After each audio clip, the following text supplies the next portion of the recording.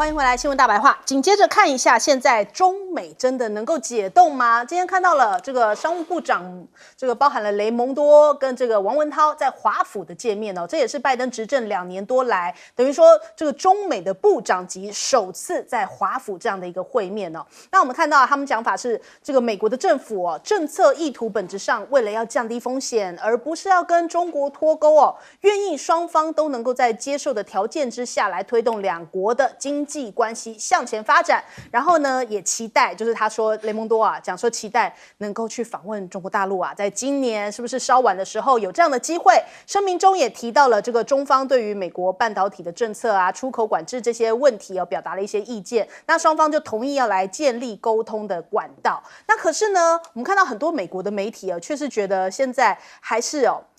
不能说已经成功解冻了，还有很多的未爆弹在其中。看看美国的这个白宫前国家安全的官员他讲说中美建立了基本的沟通渠道，但是现在是一个脆弱的机会因为现在毕竟两国缺乏结构性的信任只要稍微有一丁点，比方说像是这样气球风波般的这种事件就会立刻打乱双边的关系进展。那连这个末日博士罗比尼都提到了，现在在这个 G7 之后看起来，因为你们 G7 已经成了一个围中抗中的一个态势嘛，看起来这个中美的关系会持续的恶化那所以看起来并没有太看好的这种氛围那再来看一下这个美军的这个司令是不是有恶意要抹黑中国大陆看到这是美军的印太司令阿奎利诺，他在演讲当中用颠覆国际秩序来给中国大陆这样子扣上帽子。那立刻呢，在台下在听的就是中国大陆常驻联合国的代表团的这个军参团的团长这个尹忠良，他就立刻拿起了麦克风反驳，他说我不同意你现在表达的许多问题的观点，但我认为今天不是我对每一个点都做出回应的合适场合中方致力于与美国建立不冲突的稳定关系，就像你说的，建立不对抗、互相尊重、互利共赢的关系就立刻就是回怼了他，你不要在台上发言，然后释放抹黑中国的言论。解放军的少将立刻在台下予以反驳。那我们看另外这个美国的助理防长讲说，现在他们非常忧心的是6月份的香格里拉会谈，中方现在迟迟都还没有回应说这个李尚福会跟奥斯汀来会谈所以他们现在还在等候当中，中方还没回应那我们看葛莱仪的讲法，就说你要回应，你首先你是不是要解除制裁因为中方有讲过，就是除非你解除制裁，否则李尚福是不会与奥斯汀在新加坡举行香格里拉会谈上面的这个对话上面的会面。李尚福最近才被任命那如果这一次不见面的话，后果严重因为这意味着高层国防的官员之间在这几年之内都不会有任何的会面。也就是说，你美国你要先释放出相关的善意为什么前2天拜登说出口说会做评估，马上这个美国的官方又要跳出来讲说不会撤除这相关的这个制裁所以这可能就是卡在这边的一个非常关键的点那再来我们看一下这个联合报提到的，拜登提名了新的参谋首长布朗，这空军上将布朗将要替代这个密利的角色，因为密利大概在10月就要退役了。他说期许他能够管理好与中国大陆之间的竞争，并且应对欧洲再次面临的侵略。那资深的官员就解读讲说他这样布朗的一个角色因为呢拜登认为他能够理解美国在世界面临到的各种战略挑战，而且他的经验主要就是来自于太平洋，他之前也有担任过这个太平洋的空军这个司令嘛，所以他可能可以面对这个美国现在最主要的一个印太的一个战略可能比较更能够胜任。那但是美国不是也要转弯了吗？我们看到最近很多国务院里面的这种中国组的负责人还有包含了像是雪曼也要卸任，华自强也要卸任那代表着美国对于对华政策的领导班子接连在进行调整。路透社的解读，他说相关的人事变动可能与美国政府内部对华政策上已经存在分歧有关，而这些分歧就已经影响了本来这些鹰派的中国组的运行所以一个一个离开，是不是也代表说美国也算释放了一些些的善意，或者是一些转弯的讯号，有可能就是可以恢复对谈的。那我们来问一下亮哥。我觉得葛莱仪他讲的很对啦，就是除非美国解除制裁，否则李尚福跟 Austin 不可能见面。那同样的逻辑，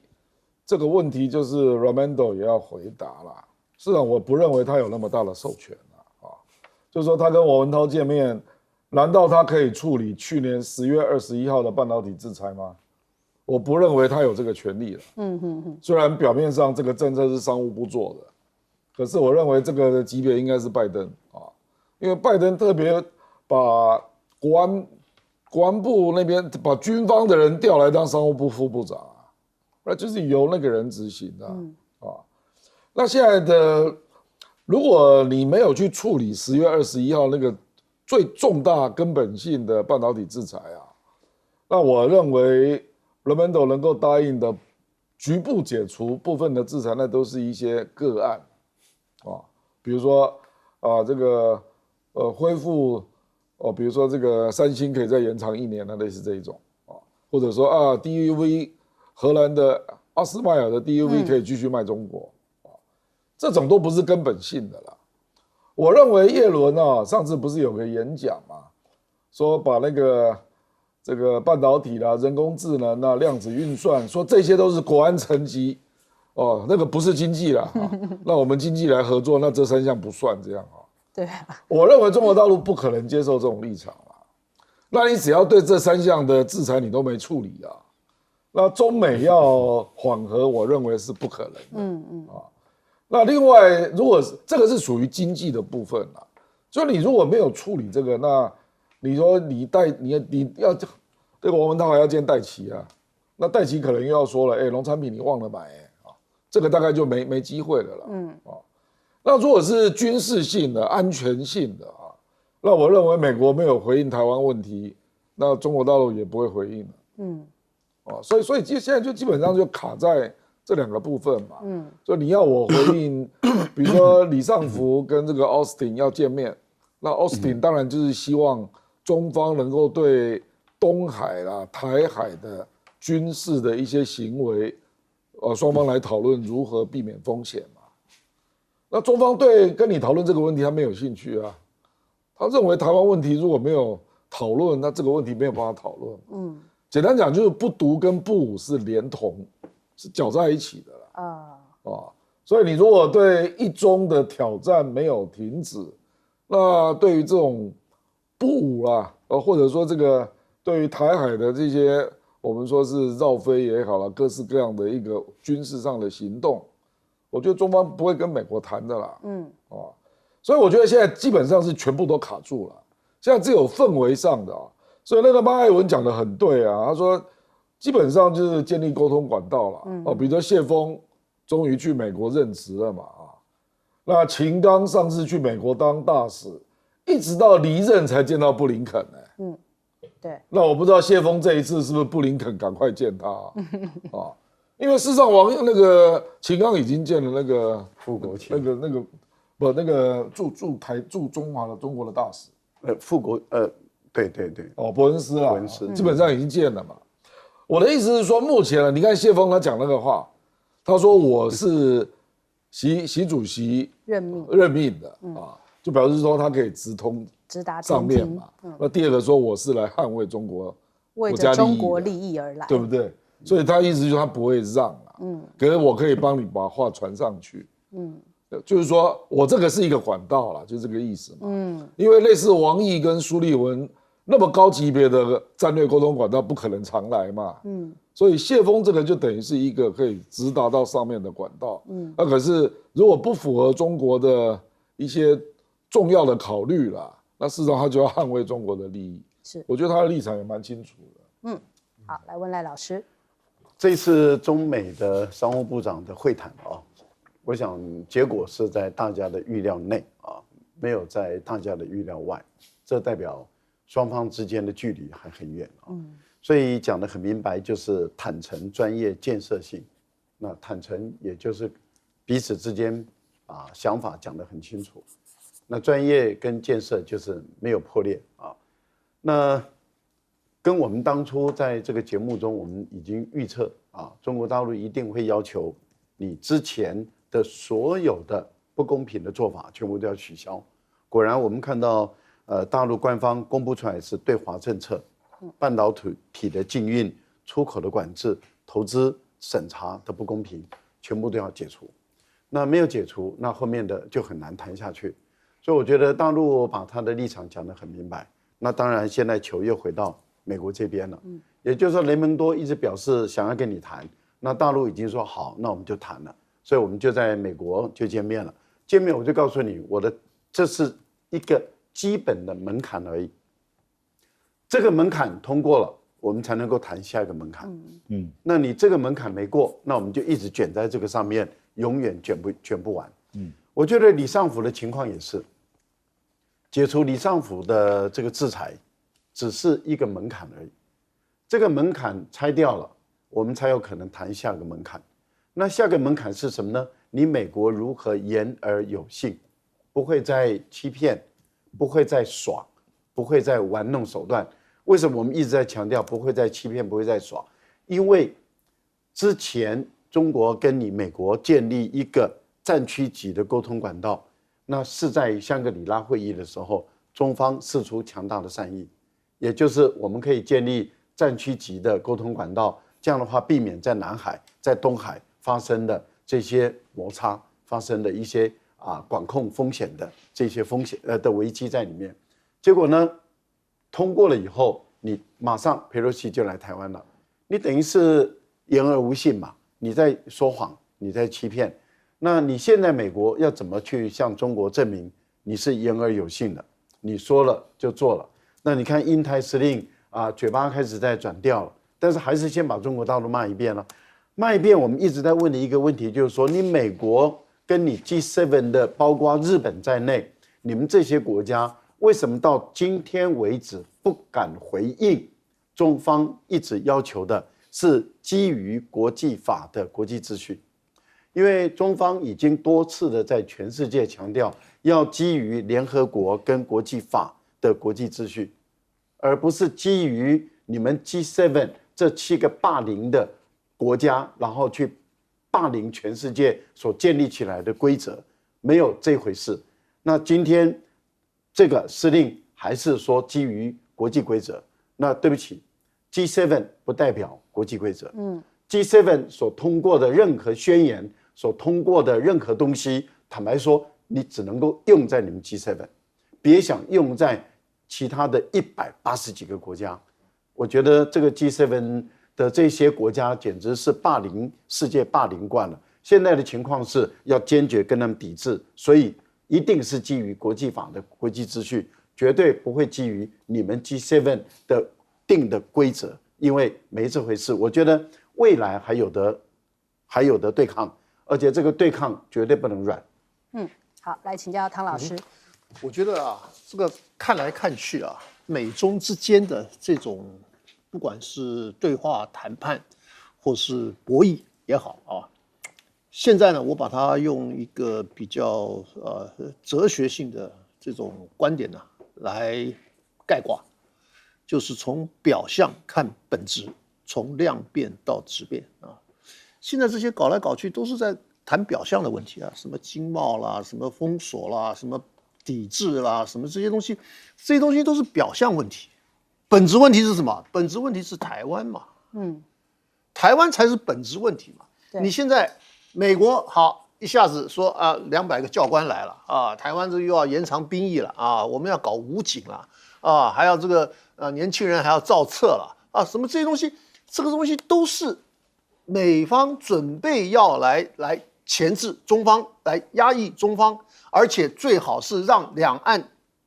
起战火，然后呢，美国可以坐收渔利。那这个东西才是本质问题嘛。那你现在讲的这些东西，我觉得都是在外面绕，都是在表象上面。你说什么经贸啦，还包括美国现在很积极因为他现在有这个国债的问题很希望中方来这个多买点美国的国债啦，什么这些都是枝微末节的问题可是不要忘，这个枝微末节的问题，如果说把它加总起来的话，它可能会影响本质。也就是说，这个我刚刚所讲，从量变到质变，意思就是说，把这些枝微末节的问题，如果说都可以处理好的话，那可能对于两岸就是说美中之间对于台湾的问题，也可能才有一些让大家能够感受到的这种善意。可是现在呢，我觉得离那个直接要碰到本质的这个问题，还有相当长的这个距离。那所以说呢，我们看看，如果说用这个规格来研判美中之间的这种关系的话，我们看得非常非常清楚嘛。你说什么这个李尚福的这些问题说什么一定你要解除制裁啦什么的，像这些东西，还包括你这个Raimondo的这些问题说什么能不能够来解除对中国的这个制裁啦？而且呢，这个还有那个新换上来的这些什么人什么这个空军上将要来接什么米利啦，什么像这些东西让我们感觉到呢，他的这些做法呢，虽然算是也相当重要的一个课题，可是呢，你根本对于本质问题毫无改变，而且在本质问题上面呢，还在持续恶化。那这里头就出现这个状况了嘛。那你像比如说，你又给了台湾什么5亿美金什么这些军火啦，什么这些问题，那这些问题的话，那当然就会影响到你的这种表象之间的这种问题的这种接触跟解决。那所以我说这里头表象跟本质，从量变到质变这些东西，我们要把它归纳起来来看的话，可能看得更精准一点。好，我们先休息一下，王正完回来。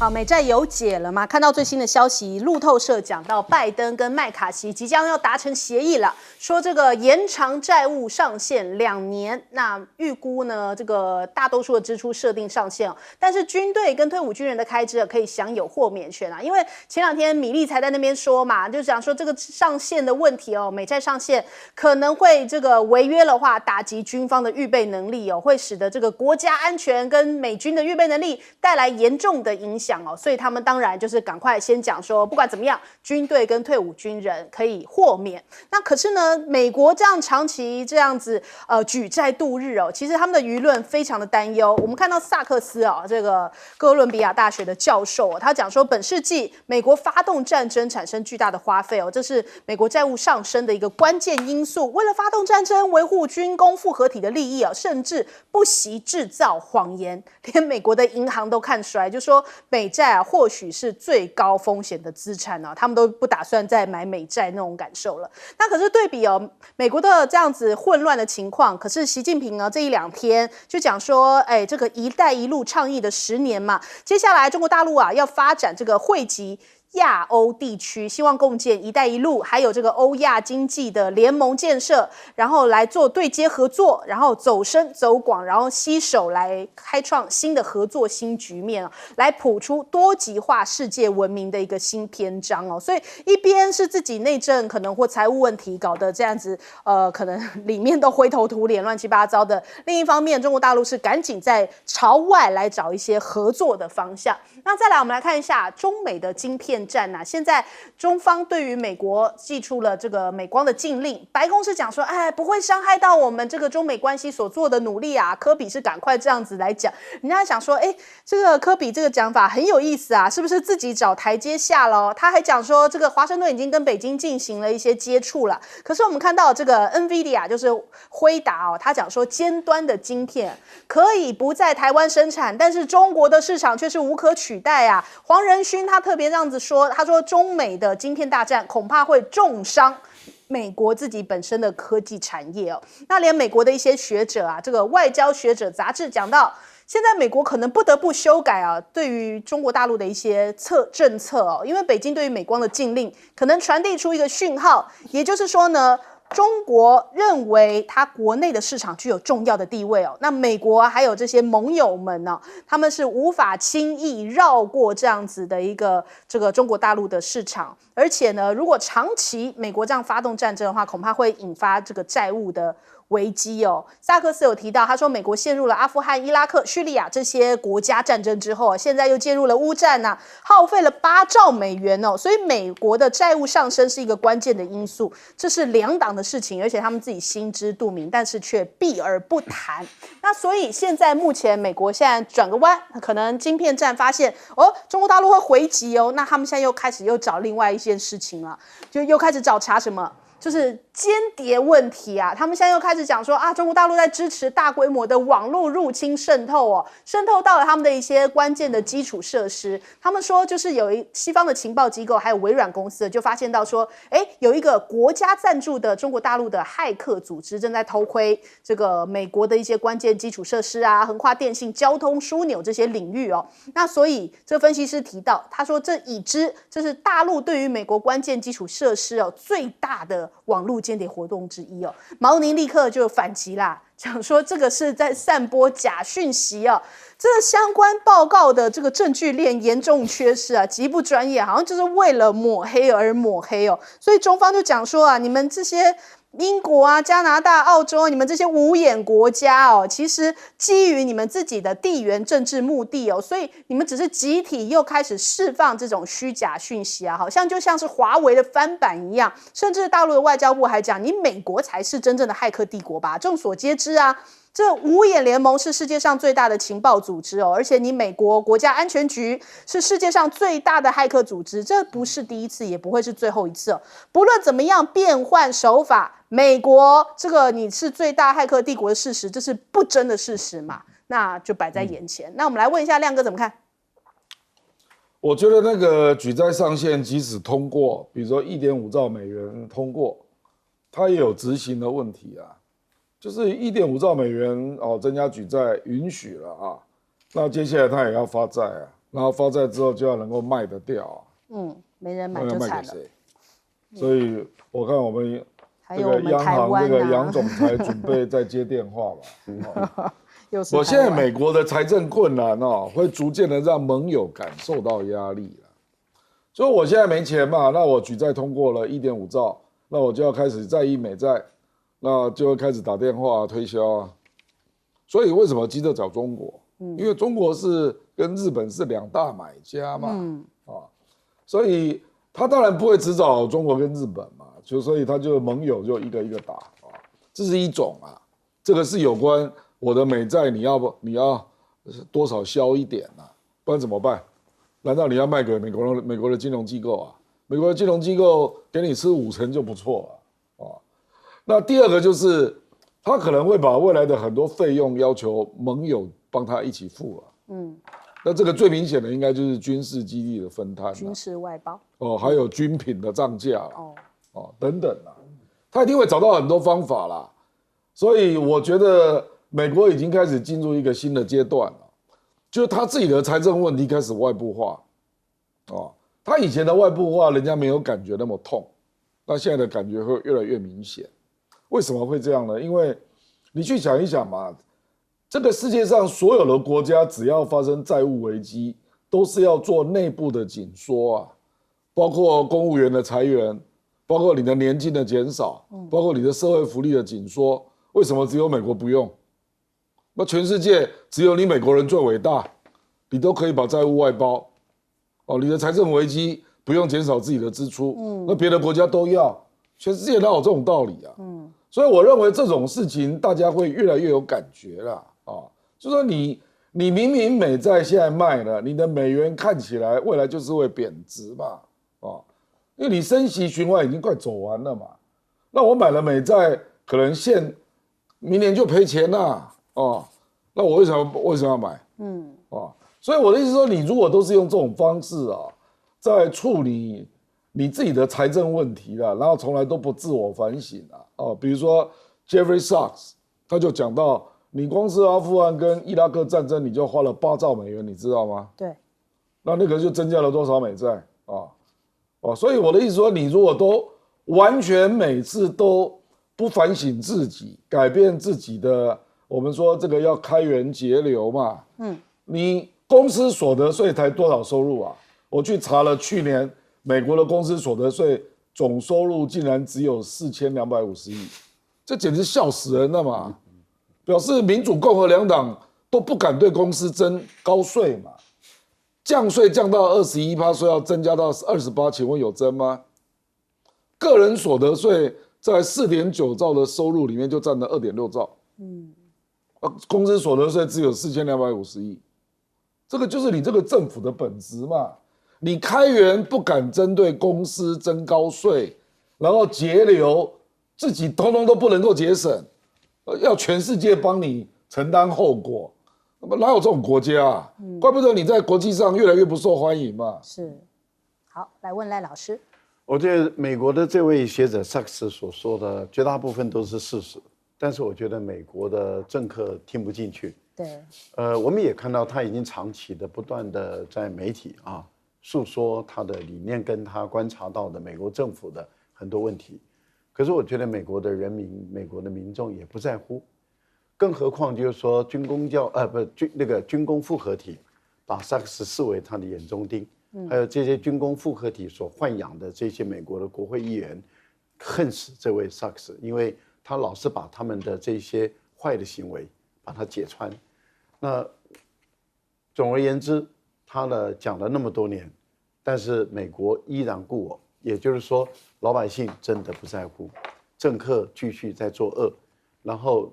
美国的每一届的政府继续在举债，继续在花钱，继续再把这个钱都消耗掉，老百姓也都不在乎的，就这样继续过日子。只要美元还是国际货币，还是国际间的主流货币，还是在整个其他的国家中，包括你我拥有5块、10块美元，那基本上来讲都是美国人欠我们钱。但是只要继续我们拥有美元，美国人他就敢继续印钞票，他就敢继续举债，因为他认为说我如果会破产，你们都倒霉。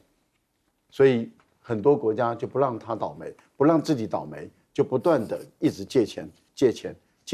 让美国人可以这样继续消耗下去，挥霍下去。美国对华的政策，其实这几十年来，从来没有好过。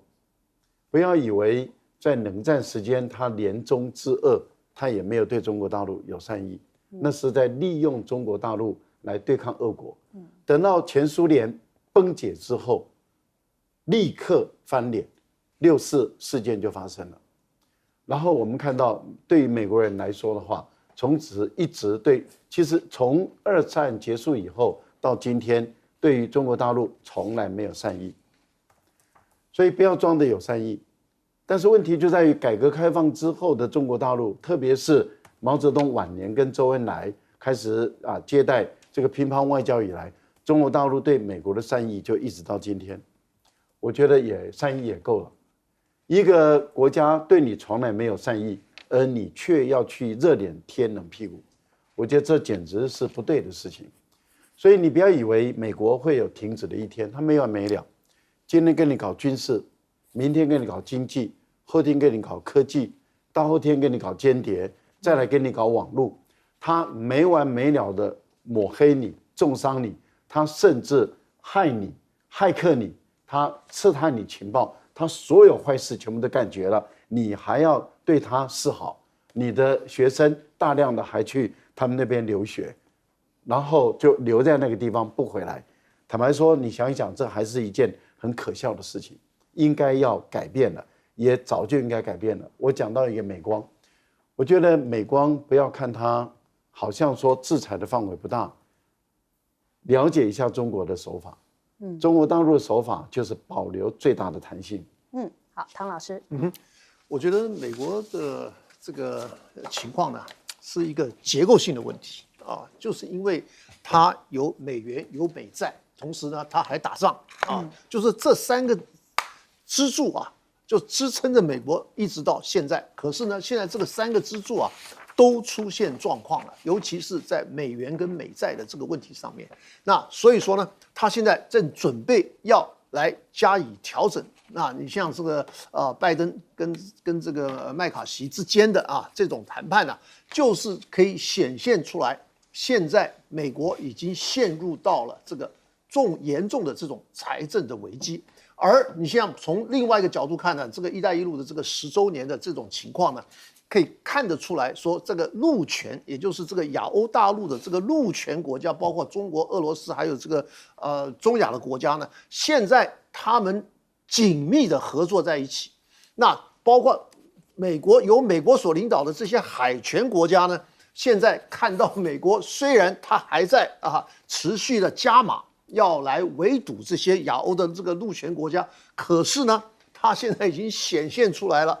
这种已经有力有未逮的这种情况了。我就感觉到很像一个什么呢？很像这个大英帝国正准备要陨落的那种情况。那大英帝国是在什么时候呢？是在那个最后是在那个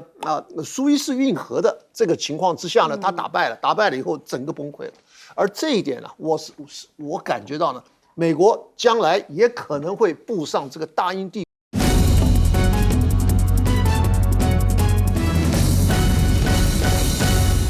欢迎收看《新闻大白话》，我是主持人翟轩，马上来欢迎一下这个阶段加入我们讨论来宾：耶鲁政治学博士、文化大学副教授郭正亮，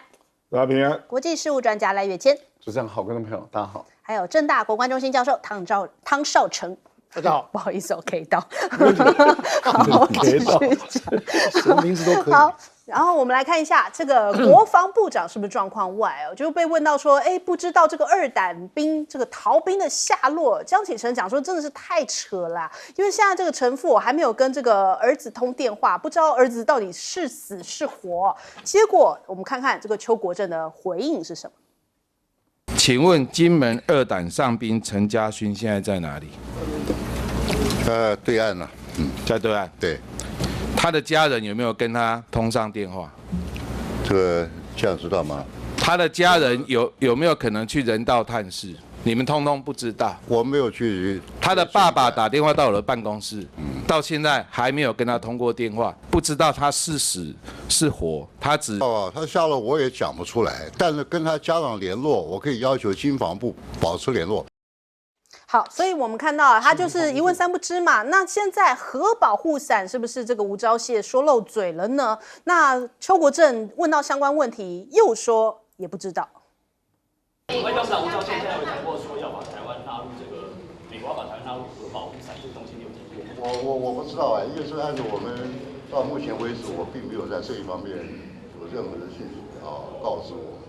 对，所以我们很想知道的问题，这个国防部长都不知道，或者是说故意不愿意讲吗？我们看阳明哥讲这个吴钊燮说漏嘴，或者是他故意释放出来核保护伞，那到底是关外交部长什么事情啊？那我们台湾是不是已经变成绑着炸弹的傀儡了？台湾会不会变成一个核爆岛，一如长期一切都是由美国来决定？当美国觉得台湾可能会被中国大陆占领的时候，就会摧毁台积电，会不会引爆这个核子弹，让台湾变成一个充满辐射线、无人能居住的岛屿呢？这就是台湾想要的未来家园吗？这个是忠实的社论这个是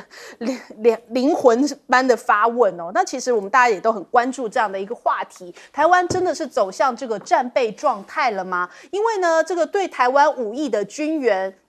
据说都是现货啦。那国防部讲说近期就会提供。那今天还有一个消息是说，已经有这个刺针飞弹已经陆续到货了哟。这是 FIM-92的这个肩射式刺针防空飞弹为主据说已经抵达了台湾的桃园机场，然后将由军方来接收。那可是这样的5亿军援这个亮哥说了内心话，这张照片很可爱亮哥刚好有这个表情，亮哥的招牌表情，偷偷跟你说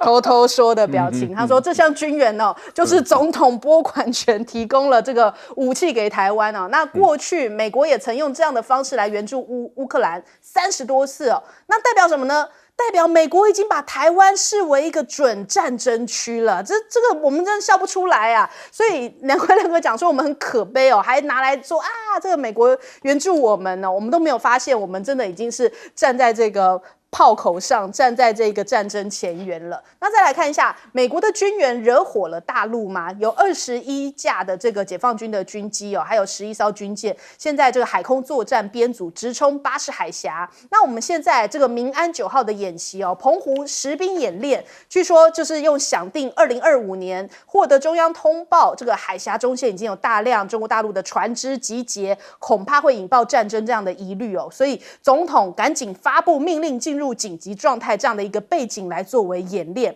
那7月份的汉光演习哦，也是要演你来演练军审，因为军审哦，其实我们很久没有了，自从这个洪仲丘事件之后，已经大概冻结了10年。现在国防部讲说有规划类似演练这个军审机制哦，那要恢复军审吗？我们看到这个民进党的立委讲说，避免国安哦或是军事纪律漏洞有空窗期。可是以前的时候，2019年的时候，郝柏村就有批评说，这个废除军审制度其实非常的不妥啊。那施明德就是赞同郝柏村，就说你不能为了讨好年轻人换选票啊，这不是真心爱台湾。那难道现在民进党骗完了选票，要上战场了，就把年轻人又给卖了吗？另外，我们来看一下这个点火台湾之后，美国自己岁月静好嘛，这个美国的助理部长哦，国防助理部长，他讲说，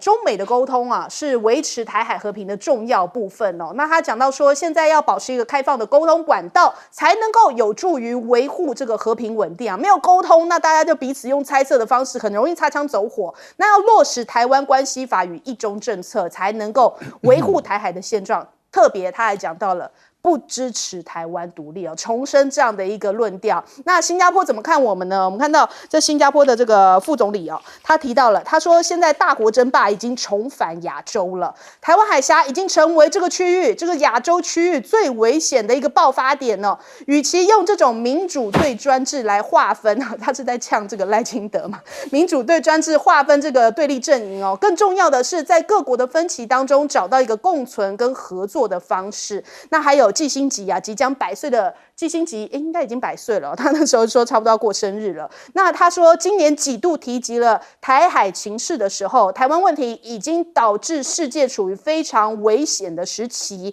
那也提醒说，这个中美有必要采取具体的措施来改善关系。台湾的台海的两岸哦，应该要避免立即的摊牌。那我们首先来问一下亮哥，是不是要这样？这样子。事实上啊，这个坦白说啊，这个美国给那个国家给紧急的、免费的，就无偿的弹药了啊，通常都是在很紧急的状况，就认为你这个地方已经濒临战争了。比如说乌克兰，他之所以允许总统做这样的一个特别的权利的行使，就是可以跳过国会，那就美国库存的弹药啊，那紧急提供。那美国显然就认为台湾的弹药不够嘛，所以他就想方设法，希望台湾能够赶快装备你的弹药库啊。这个话题以前就讲过了啦啊。那可是呢，到目前为止就还没有看到行动。结果因为他的这个军购交件交得太慢，所以他就先实施这个行为了啊。可是你看有哪一个国家被实施过这个行为？一般都是按正常的军售程序就给你嘛。对。那紧急的给予弹药，到目前为止真的只有乌克兰跟台湾啊。那乌克兰大概有37次，1年来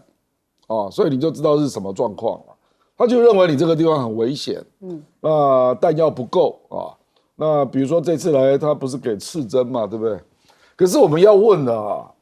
是你怎么不把那个海面战争啊，还有登陆战争，我们已经买的军购赶快给我们啊？对啊，反而急着给我们城镇战用的设备，地面作战用的设备。我举例啊，今天还有另外一个新闻，就台湾的 F-16V 啊，美国说因为开发的技术障碍，所以今年恐怕没有办法再给。这个逻辑是什么？我真的听不懂因为 F-16V 不是只有台湾买啊，韩国也买了134架，然后还有巴林啊，还有摩洛哥啊，都有买 F-16V 啊。那国防部应该要回答这个问题啊。请问美国延迟交机是不是4个国家都是同样状况？还是只有特别针对台湾？这个国防部要回答清楚啊。我们台湾是现况的飞机升级，还有包括新机购买，全部加起来大概有200架哦。那美国现在为什么可以从事海面作战的 F-16V 这么重要的不赶快给，那反而先把刺针飞弹给你？你不觉得这个先后顺序很奇怪吗？我觉得刺针飞弹应该给乌克兰呢，应该 F-16要给我们呢，你不觉得吗？很奇怪啊，所以这里是不是他自己内心有一些想定啊？那这个国防部事实上应该要回答啦，就是说，是不是他认为台湾 F-16V 啊，这个恐怕美国就不认为台湾是最该优先给的单位啊？比如说人家80已经拿到了，那韩国2017年订的134架也开始陆续到了，那请问我们什么时候才给嘛？所以我觉得这个才是我们国防部该去问的问题啦，不然如果这样的话，就更人家相信美国优先给台湾城镇战的装备嘛，怪不得急着。你看今年政府在干嘛？义务役啊，准备去当兵1年兵哦，当海岸守备队啊，这个警察要受军训啊，军训的60%都是城镇战啊，都是这一类嘛。所以我们政府事实上就是在配合美国，在让台湾的乌克兰模式的城镇战在台湾内部落实嘛。那美国也尽早给你这样的一个弹药嘛。那至于我们从事这个海面作战，从事反登陆作战的那些重要的军购，190亿，它姗姗来迟啊，拖泥带水啊，现在就是如此啊。所以我觉得这个是非常糟糕的状况啊！这个事实上，我觉得我们的那个在野党的立法委员应该要问这个问题了。好，来问赖老师。我觉得美国做的这些动作，其实简单的来说，道理很简单，就是说台湾打烂了，对美国没有差。因为战争不是在美国，战争是在台湾，然后他的目的就是希望把这个战争，在台湾的战争。想方设法的把它延长，就好像这个俄罗斯跟乌克兰的战争一样，打个1年，最好打个5年、10年，那也就是说尽量把它延长。那延长呢，也就是说把台湾的整个城市，例如说台北市啦、台中啦、新竹啦、高雄啦，全部都变成废墟，然后呢，让台湾的大部分的这些年轻人，大部分都死伤，然后或者变成伤残，然后在台湾。那这样的话，未来假设两岸统一了台湾最终被武力整个控制了，那未来的这些伤残人士的一个照顾，那不知道要花多少钱，然后城镇的未来的建设也不知道花多少钱，要花多少年。那这个对美国人来讲的话，他想说，反正我就用36000平方公里的土地跟2300万的台湾人的生命，去想方设法的去耗损解放军的战力，然后让解放军他的战力大量的在台湾这个地方耗损之后美国就维持它是一个霸权的一个地位。其实这个心态是非常的邪恶这个心态是人类间最要不得的一种心态，但是他这个心态却一直存在。我们看到美国，他在阿富汗也好，在伊拉克也好，他的战争一拉了20年。你看他在阿富汗搞了20年。搞了20年，可是问题就在于他自己知道，他在阿富汗为了减少他军人的死亡，他消耗掉2万亿美元这么的多，所以才造成今天美国在国防武力方面被中国大陆追上来，因为他消耗太多的国防经费在阿富汗跟伊拉克的战争，所以使他的研发的这个部分的能力就没有足够的经费去做新一代的战机、战舰，还有各种武器的一种研发。而中国大陆由于保持自己的一种战略定力，都没有发生战争，所以中国大陆在这段时间内，它的各种兵器的发展突飞猛进。那因此对美国人来讲，反正如果正规战如果说两边就摆好一个阵势，这样一打，可能3天1个礼拜台湾就打光了。那台湾不可能赢，因为你的海军力量跟大陆是悬殊的，空军力量是悬殊的，你的基本的陆军的火炮力量也是悬殊的，所以你各方面都是跟解放军来讲都是悬殊，你根本打不赢。那如果说双方就打一场，有限的战争就打不赢，我的意志赢不了你了，我就屈服。那我们寻求一种政治上的解决，这个就是一个我们一般来讲，在过去国共内战之前，在军阀时代的时候，那个时候就是国民革命军跟军阀一打，在某些战场一打，那军阀被打败了，他就投降，然后就政治谈判解决，所以死伤的人数不会很大。可是这个不是美国人所要的，美国人要的是让台湾人大量的死亡，大量的死亡。说实在话，民进党配合美国人去处理台湾人，去这样消耗台湾人，我觉得台湾人必须要站出来跟民进党说，我们不同意你这样做。我觉得这一点，最后我要讲两件事。我觉得邱国正完全不关心自己的同胞，即使他跑到大陆去，你也应该要在乎，你也应该要关心，你至少也要追踪到，知道他现在可能在哪里。那你的所有的工作人员是干什么吃的？你不是还有一个这个军事的情报局吗？你什么都不知道，你一个国防部部长对一个逃兵那么一问三不知，这算是一个什么样的国防部部长？坦白讲，这是代夫职责的国防部部长要负责任的啊。好，来请教汤老师。我觉得这个邱国正啊，他应该被称为不知道部长。他什么都不知道。不过从另外一个角度看，他很直白，他没有跟你打马虎眼啊，他就说他不知道。我觉得这个，你说要怎么去批评他？其实呢，这个要怪他啊，这还不如怪他的长官。他的长官谁？当然就是最高领导。因为两岸关系搞得那么僵，你说你要这个邱国正如何来解决像这种逃兵的问题？因为不来往嘛，没管道嘛。